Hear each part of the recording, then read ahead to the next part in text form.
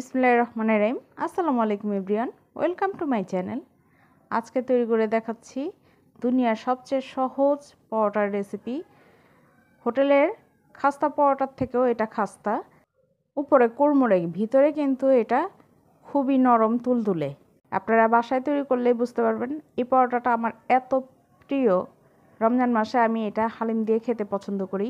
এই হালিমের রেসিপি আমার চ্যানেলে দেওয়া আছে, আপনারা কষ্ট করে একটু দেখে নেবেন।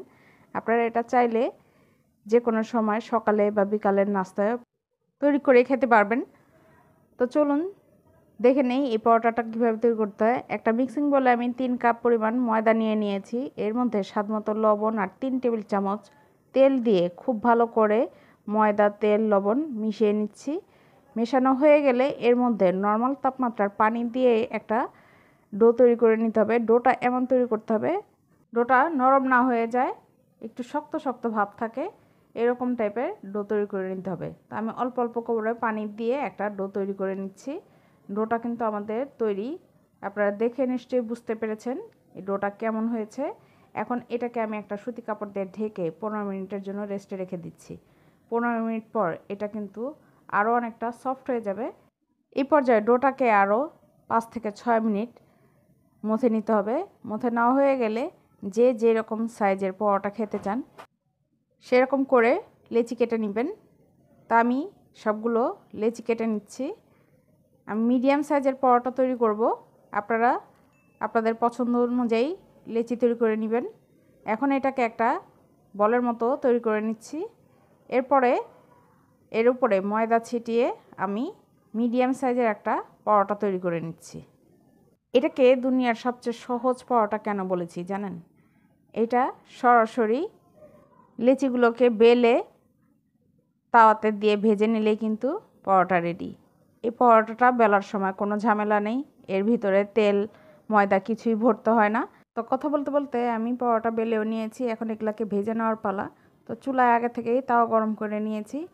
এখন তাওয়াতে একটা পরোটা দিয়ে একটা পাশ হয়ে গেলে এটাকে উল্টে এরপরে 2 থেকে 3 চা চামচ তেল দিয়ে এটাকে গোল্ডেন কালার করে ভেজে নিচ্ছি। আর পরোটাটা দেখতেই পাচ্ছেন কি সুন্দর করে ফুলে উঠেছে।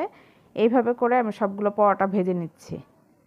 আপনারা আপনাদের পছন্দ অনুযায়ী এটাকে ভেজে নেবেন। এই পরোটাগুলো ভাজতেও কিন্তু খুবই মজা লাগে, খুব অল্প সময়ে এগুলা ভেজে নেওয়া যায়। দেখতেই পাচ্ছেন একটা পাশ হয়ে গেলে আমি উল্টে দিচ্ছি, এরপরে তেল দিয়ে গোল্ডেন কালার করে এগুলাকে ভেজে তুলে নিচ্ছি। আমাদের পরোটা একদম রেডি। এখন একটা বোর্ডের উপরে নিয়ে হাত দিয়ে এইভাবে করে কয়েকটা বাড়ি দিলেই কিন্তু একদম ঝুরঝুরা পরোটা তৈরি হয়ে গিয়েছে। দোকানের থেকেও এটা অনেক বেশি খাস্তা। আপনারা চাইলে আমার মতো এরকম 4 ভাগে ভাগ করে এটাকে পরিবেশন করতে পারেন। আমি এটাকে মাছ বরাবর কেটে নিয়েছি। তো দেখতে পেলেন কত সহজে পরোটা তৈরি করে খাওয়া যায়। আশা করছি আজকের রেসিপি সবার ভালো লাগবে। ভালো লাগলে বাসায় ট্রাই করবেন। ট্রাই করে থাকলে আমাকে কমেন্ট করে জানাবেন।